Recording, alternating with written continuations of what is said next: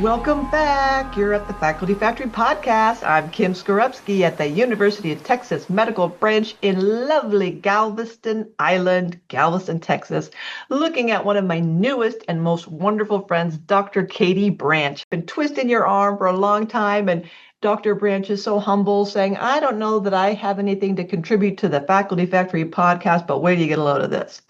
Lots of great stuff from Dr. Branch. Let me tell you, who is Dr. Katie Branch? She is the University of Texas Medical Branch's Vice President for Interprofessional Education and the Health Education Center here at UTMB.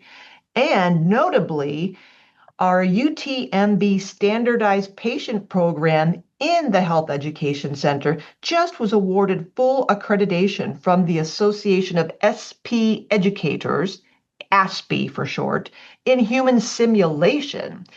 Apparently, we're the inaugural group. We are one of the first in the nation to get this accreditation. So full kudos to you and your colleague, our other friend, Dr. Erin McGough, who is the Associate Vice President, and Miss Darlene Self, who is the Assistant Director of the Sim Center.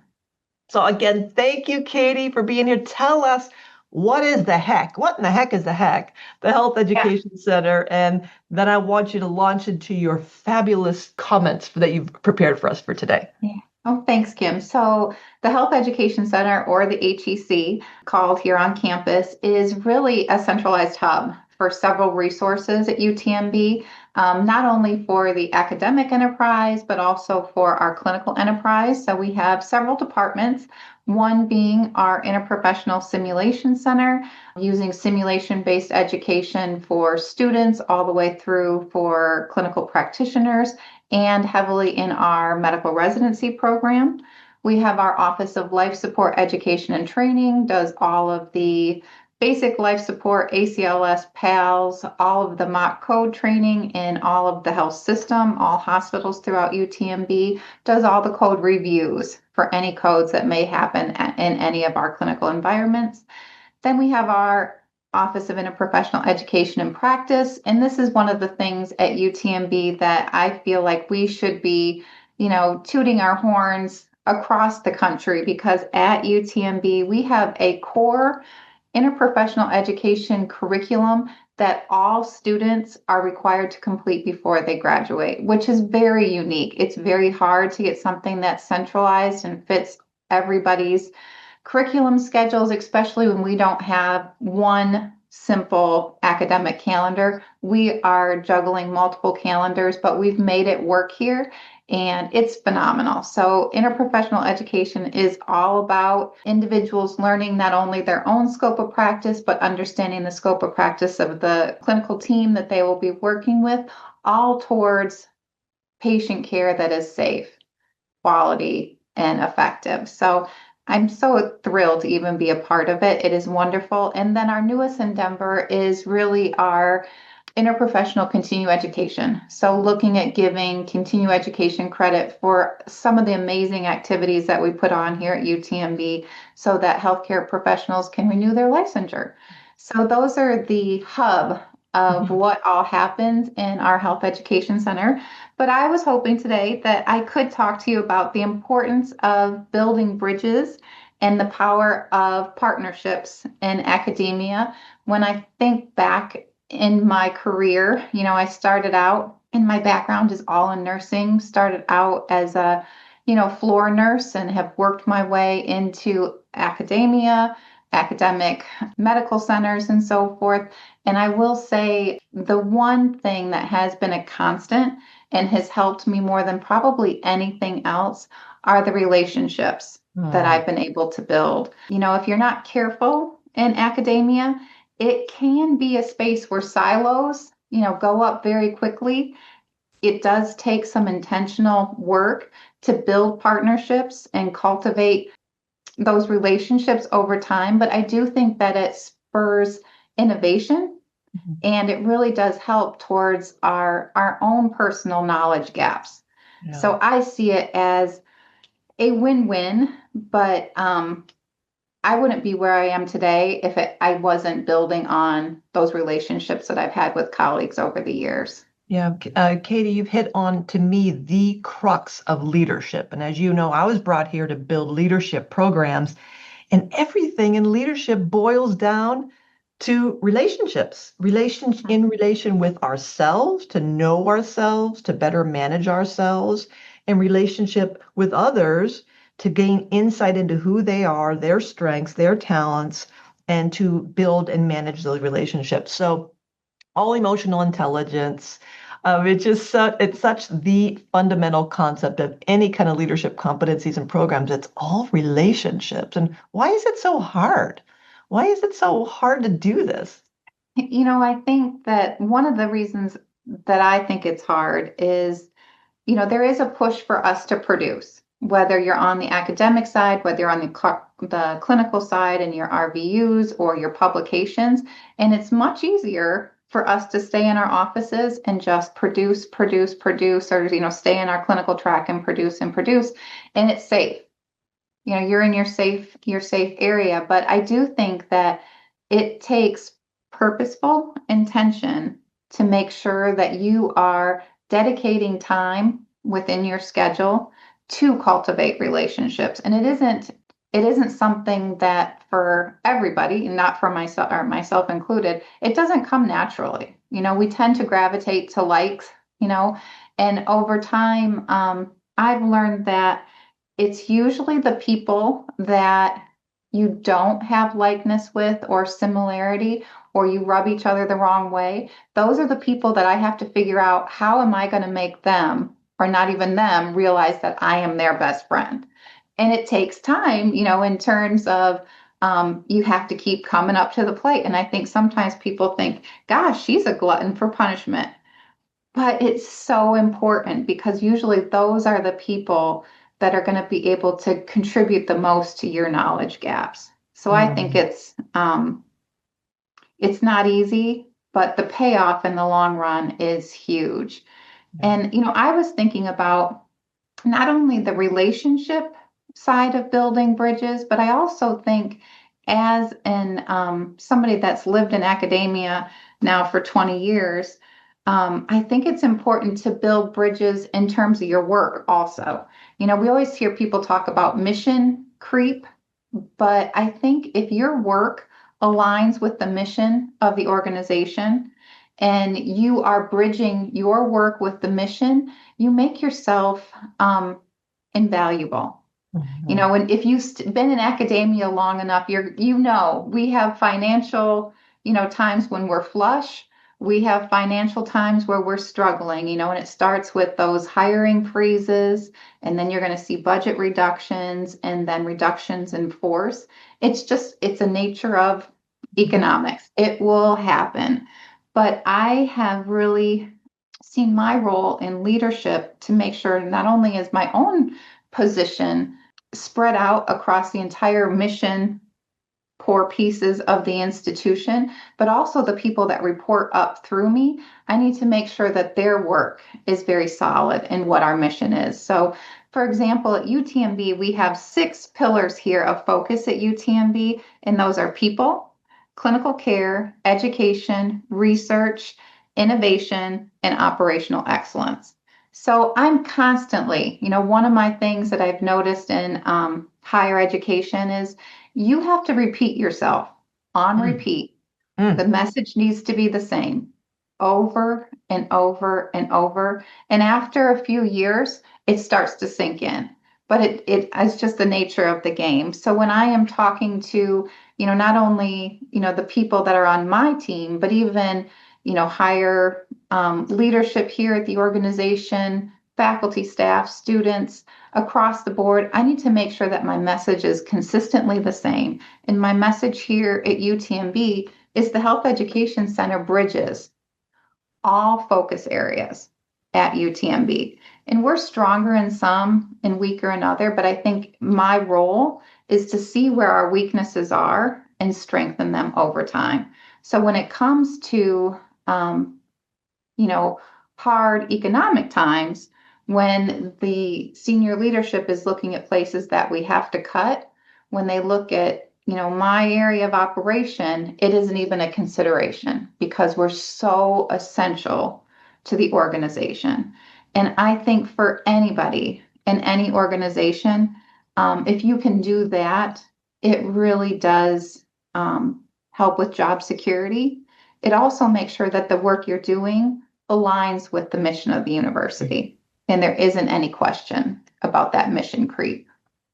All right, so Dr. Branch, I don't want to put you on the spot here, but can you think of an example where someone would do this poorly? So, building bridges, these partnerships, you're talking about bridging with the mission and having all these collaborations. What is the wrong way to do it, or a wrong way, or an suboptimal way to do things? Because I kind of like you've painted this picture of that sound. Of course, that sounds lovely. It sounds perfect. Yes, beautiful. But I'd like to kind of present the flip side of that as what that looks like. It might be like this. What could that be? I think it is when, we all have interests, and what our interests may be may not be in alignment with what the mission is. I mean, it may be in a, some roundabout way, but I think of it in, if you're in a faculty role, if I want to make sure I am, ingrained in the mission of what we're trying to do, I'm looking for opportunities to teach in content areas that are nowhere required for curriculum for graduation. Sometimes we create elective courses or optional things that students can participate in that aren't a requirement for graduation. You are getting paid to do that work, but when it comes down to, is it necessary? Do we need that? And what is the value added? I think is where, you can get yourself into trouble over time if it's more of a personal interest and not really for the good of the organization or the consumer that you serve. Yeah, Katie, that to me is just a perfect example, and it's kind of sad in a way, and the irony is that we try to tell faculty the arc of our career is like an hourglass. You start off really broad-based education and getting all your electives and checking all the boxes and all the experiences, and then you should focus and specialize and be a mile deep and an inch wide versus a mile wide and an inch deep. You have to be specialized, specialized, specialized. And then as we go through the career journey in the life of an academic career, then we can maybe broaden out again and kind of open our lens and frame and get a little bit bigger. And so to me, the push pull of that is that yes, we need to be specialized and unique and have our mark and be independent and differentiate.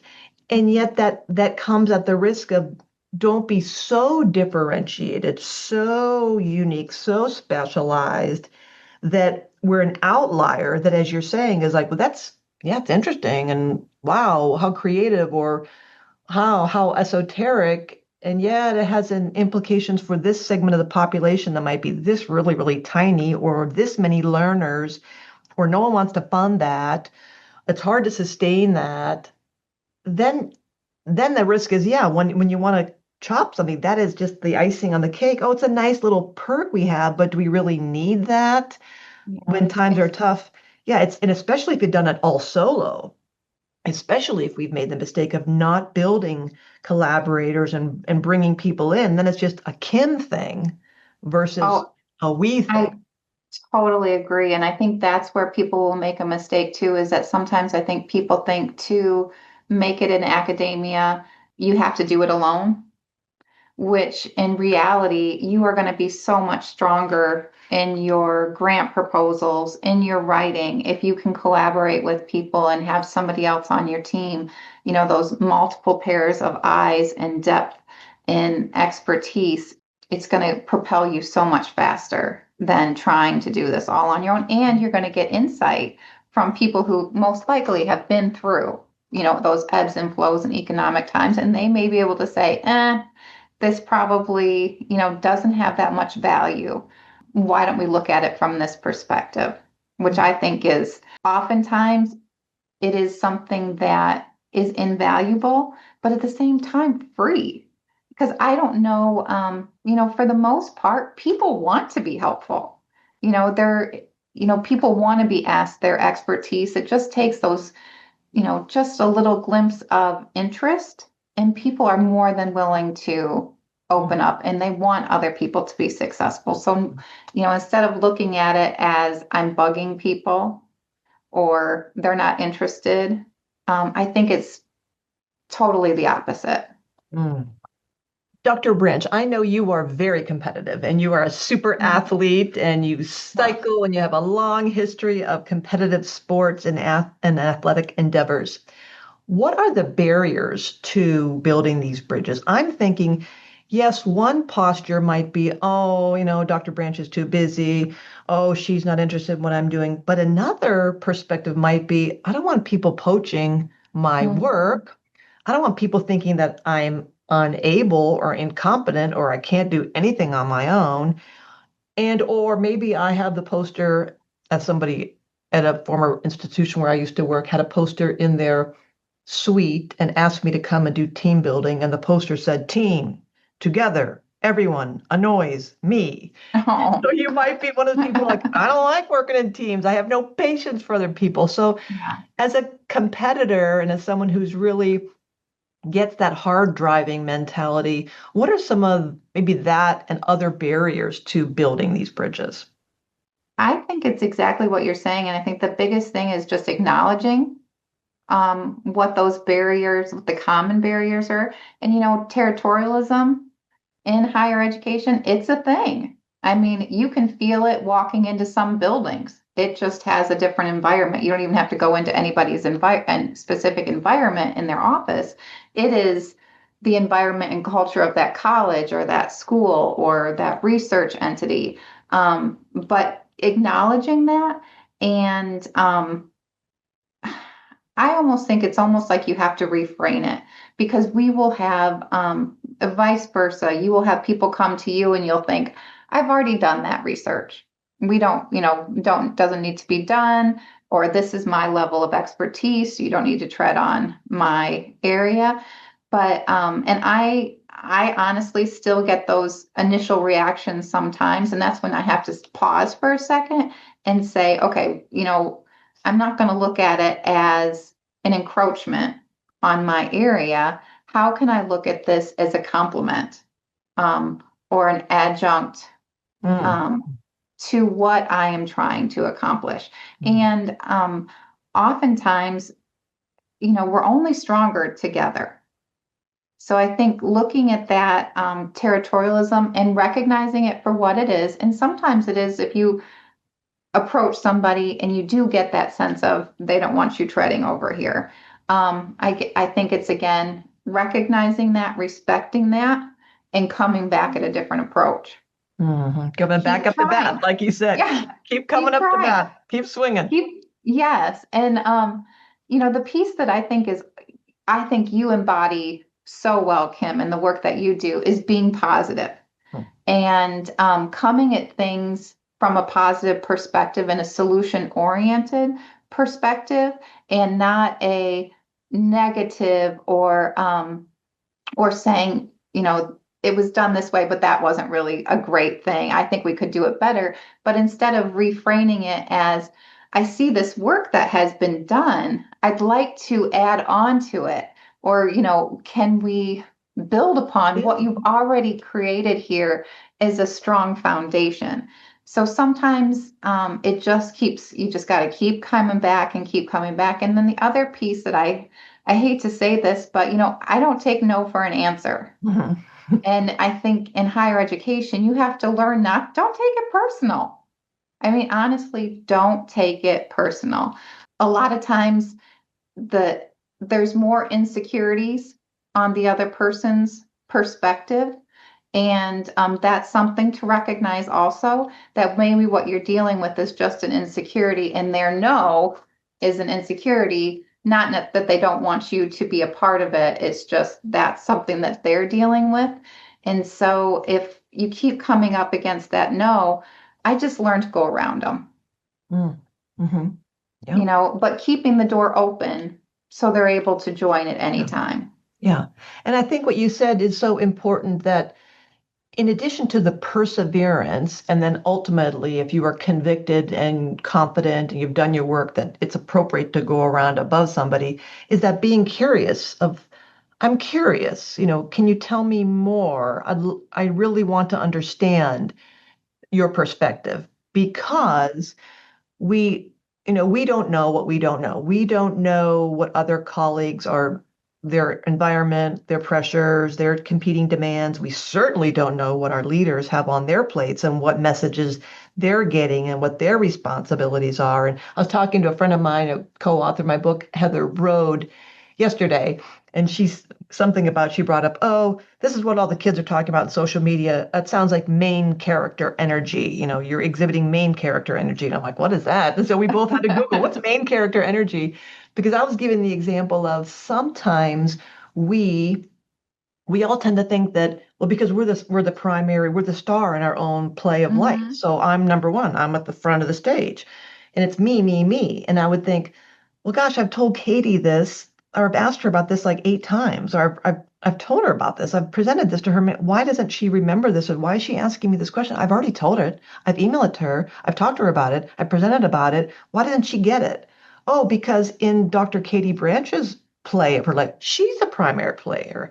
Yeah. That, we all have our own main character energy, and we assume that everyone is riveted on us when in fact, it's not personal, as you said. It's not that they maybe don't like it, don't support it, don't believe in it, but that there are so many other competing priorities, and our priorities aren't always somebody else's priorities.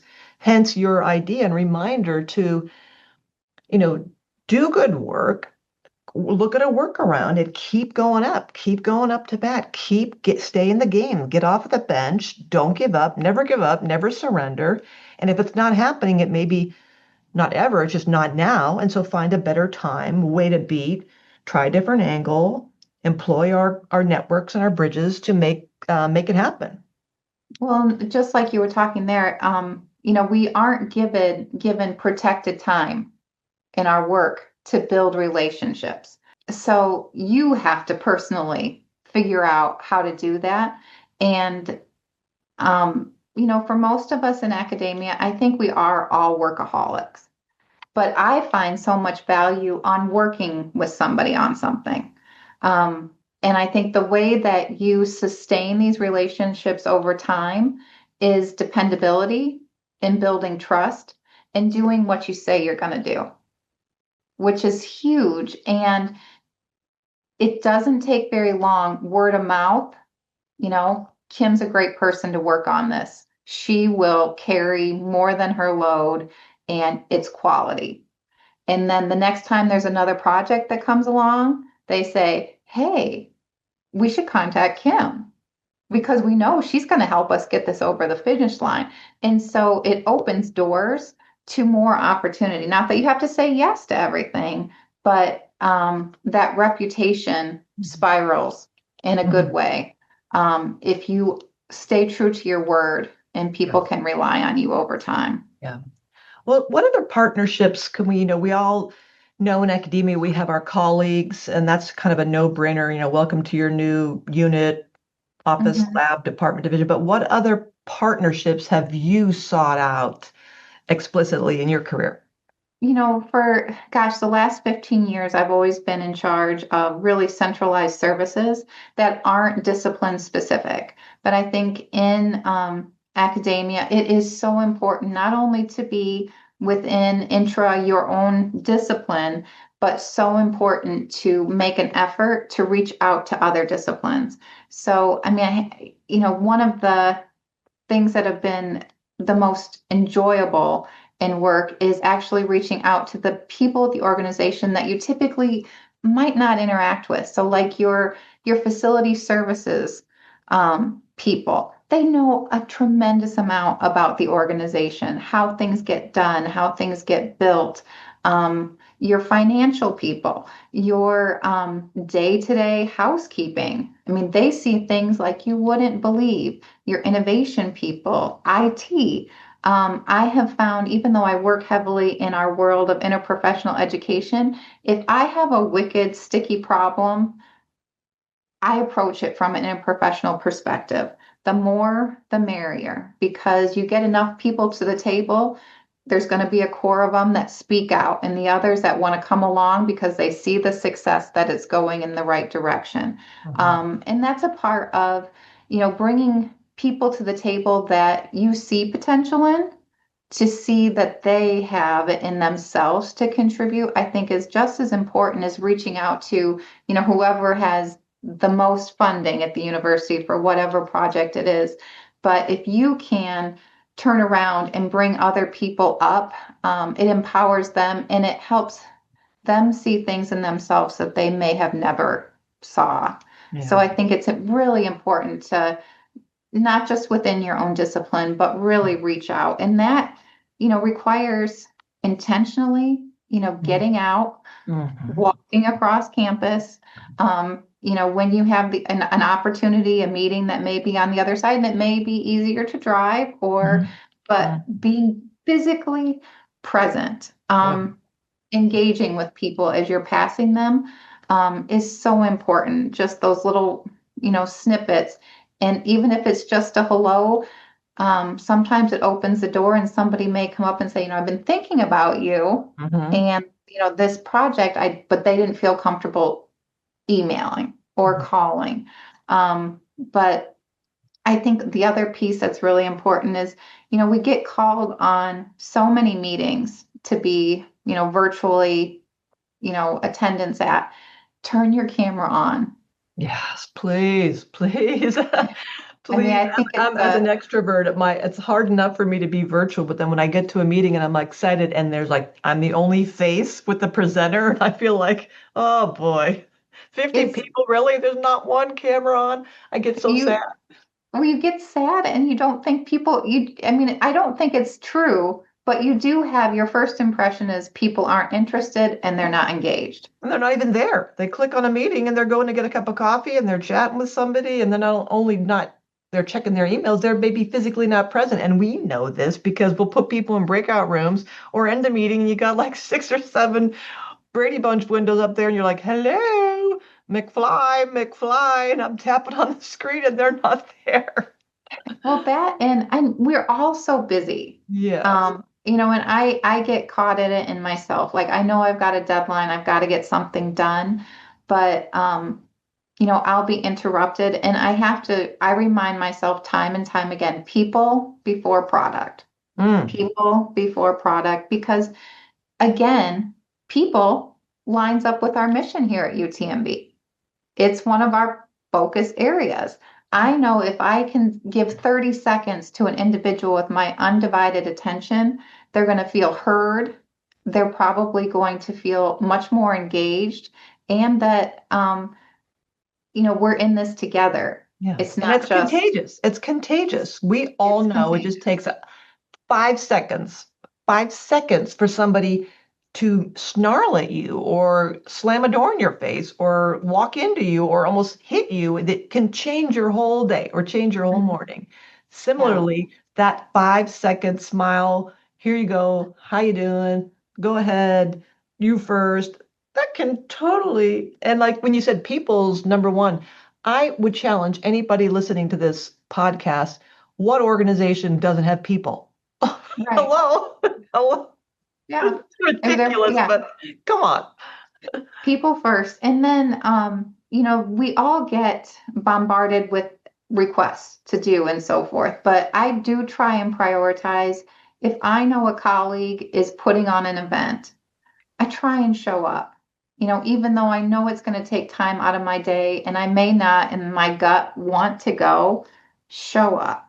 You know, it will pay off in the rewards and the people that you're going to run into. That colleague that you've come to support is going to remember it and they're going to show up for every single thing that you do Hmm. going forward. So, even if you don't want to go, go. If it means getting up early or staying a little late, go. I think those are so, so important. And I guess the other piece, that I want to talk about in terms of relationships in academia is not only colleagues, but then students. I think Yeah. students are sometimes, our learners, reframing students not just as learners, but really partners in the co-creation of education and what we're doing, because we're only going to get better if we're listening to what they have to say. And, whether that comes from, we hate to survey people to death, but, it doesn't take much to ask people's opinion. And students want their voices to be heard, I think, more now than ever. Mhm. Students want to be heard. They want to make it better also for the next group of students or learners that are coming up the pipeline. So, and we can learn tremendous amount from them and the value. And I will say, um, learning from their lived experience is so much better than our interpretation of Oh, what their lived experience is. yeah. I think we often take that for granted and just feel like we know best. Yeah, and part of that too, I mean, I can see flip sides of the students because I have heard faculty say, "Oh my gosh, it's such a time suck. I don't have time to deal with students and students these days, fill in the blank." And um, they learn differently. They have different expectations. They don't pick up a book. They don't read anymore. They want so many things. So that kind of the feeling of, oh, it's such a heavy stressor and a load coupled with, or in addition to, I think some of us, as we get, further down the pike, it's almost like afraid of or intimidated by these students because they do know so much more than we do in many ways.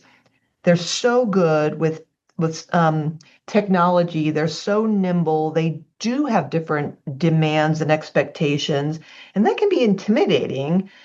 So Yeah. I think, what do you do when that feels uncomfortable? You step into it. And so for to step into that fully and say, all right, bring it. Let's go. Let's Yeah, go. like, or Bring it you on. just, I mean, I think humility and being completely honest and saying, oh my gosh, I never would have thought of that. Or that is a fantastic idea. Um, because oftentimes when I will reach out to students and ask the question, their response is, thanks for asking. Hmm.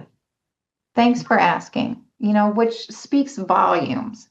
And I think some of the change that we've seen, especially in curricular changes that I've seen, is because of student feedback specifically.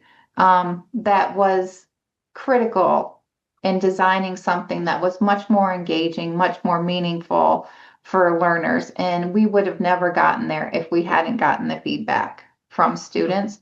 But, throughout my career, I enjoy my time with my colleagues. I enjoy my work.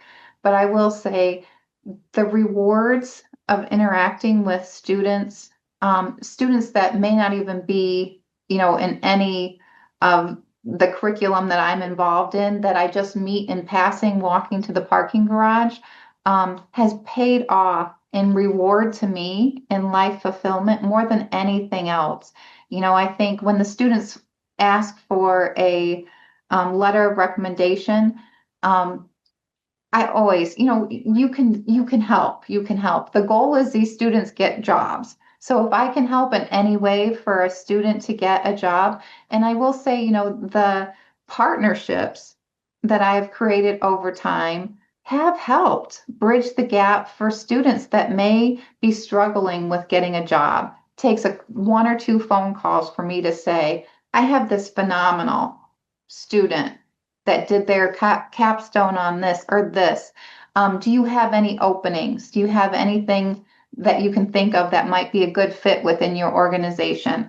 And, when those students get employed, I'm just joyous beyond joyous. And they follow up. You hear about their next major milestone. When they're getting married, you're invited to the wedding. When they have children, you're invited. I have a baby shower to go to on Saturday on a student that was never in any classes I was in, but I saw her, just in passing. And it's those, life is the fun part of life are the celebrations. And the more celebrations you can be a part of, I mean, how wonderful is that? Mhm. I mean, that to me is wonderful. So, Mm. if you can bring in, like I mentioned, not just your colleagues that may be early career that need a hand up. If you've got learners that are interested in something, bring them to the table. They can always play a role, whether it is in, part of the research, presenting at a conference, but, you know, asking, it comes back to what are you interested in? What are you studying? What do you see yourself doing in your career? I mean, it is extremely rewarding on the back end if you can make that little tiny investment in the individuals that you come Yeah. across on a daily basis. Yeah. Dr. Branch, you're making such good points. And it's not the idea that we should be socializing and it's not spending 20 hours a week. This does not have to be a life's mission of someone. I can imagine someone thinking, are you kidding me? I just got done telling you I work 10 hours a day because I'm doing all my experiments myself. I'm sacrificing the animals. I'm administering the interventions. I'm writing the papers. I'm writing the grants, and I'm, teaching students. And now I have to build all these relationships with them, and I have to be in my community and engaging with my community. And this is really, this is like another job. It doesn't take, as we said, it doesn't take that long. And even as my introverted friends just literally scheduling it in the calendar or reminding yourself, oh, I'm going to that meeting and so will be there. I'm going to just put an offer out there.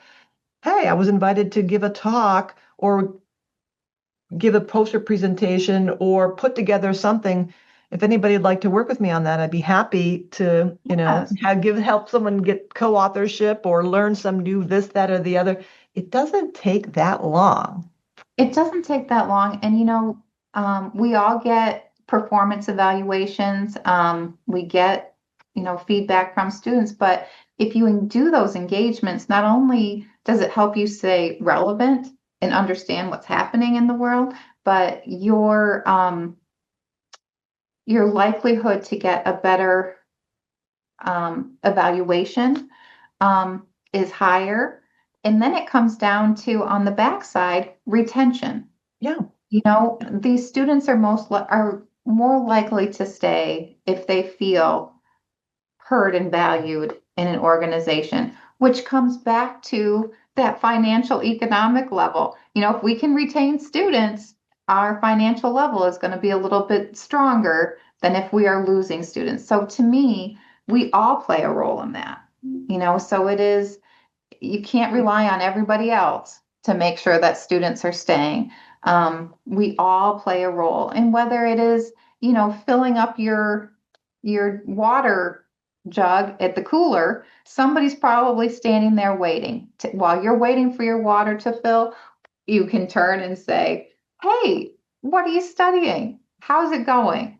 Yeah. Have a great day." And then it just opens the door. The next time they see you, you probably won't remember them, but they will remember you for Exactly. sure. And it's mutually beneficial, not only, building bridges, not only helps successive generations and early career and people who are like it's just a little tick in time behind us or alongside us, it's we become more engaged. And there's literature showing that when we go into an environment where we feel valued and we feel like we belong and people know us and we have a connectedness and we have networks and a web of people like this is my home. I'm thinking of Cheers, the old show back in the day, Yeah. Cheers, when you walk in and someone goes Norm, when people know you and even if they don't know your name but they like, hey, how you doing, that familiarity, that comfort, that feeling of like these are my people, this is my place. Yeah.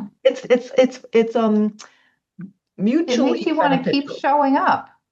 Yeah, Yeah. no, it Yeah. feels it, But it, it helps everybody.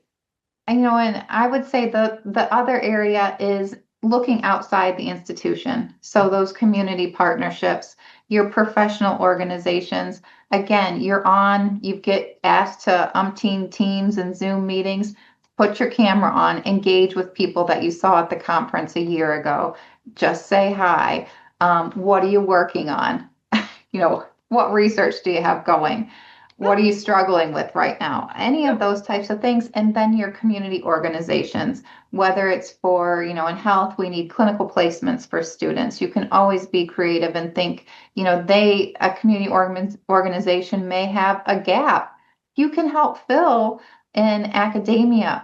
The other pieces, we're all in this together. There shouldn't be a divide between the community and academia. We both have resources. If we can help work towards better outcomes for all of us, that's what we're here for. Mm-hmm. So I just encourage people, look broadly, to strengthen where you stand and in your foothold across the institution. You really do want to be so valuable. Mm-hmm. And continue to do meaningful work. So, and then the other thing I think is, I want to mention is celebrate joint successes. Recognize people, recognize broadly, often, any way that you can, because people will remember it and they will do the same. Reciprocal. It'll go far. So anytime that you can, celebrate. Don't overstate, don't understate what you've done. And somebody once told me, if you don't do promotion for your group work, yourself, your own individual work, nobody else is. Yeah. So celebrate we success. just have to I do love it. Yeah. So I think, the one thing I was thinking, the final takeaway is, the power of building bridges and partnerships is it's just not additive, it's exponential. Dr. Katie Branch, this is wonderful. Friends, I'm going to put a link to the UTMB Health Education Center in the description of Dr. Katie Branch's episode. Go to thefacultyfactory.org and check it out. You will be blown away by the physical space. This is an impressive building, and I'm telling you, top tier, number one. Come on down to Texas and visit us and visit Dr. Katie Branch. Katie, thank you so much. I've really enjoyed our conversation. I appreciate your insights and your wisdom. Thanks for tuning in to the Faculty Factory podcast. We are a faculty development community sharing tools to build academic leaders in healthcare. Maybe you want to be interviewed on the podcast? Please visit facultyfactory.org/contact and send me a message there. The Faculty Factory podcast and website is sponsored by the Office of Faculty Affairs at the University of Texas Medical Branch in Galveston, Texas.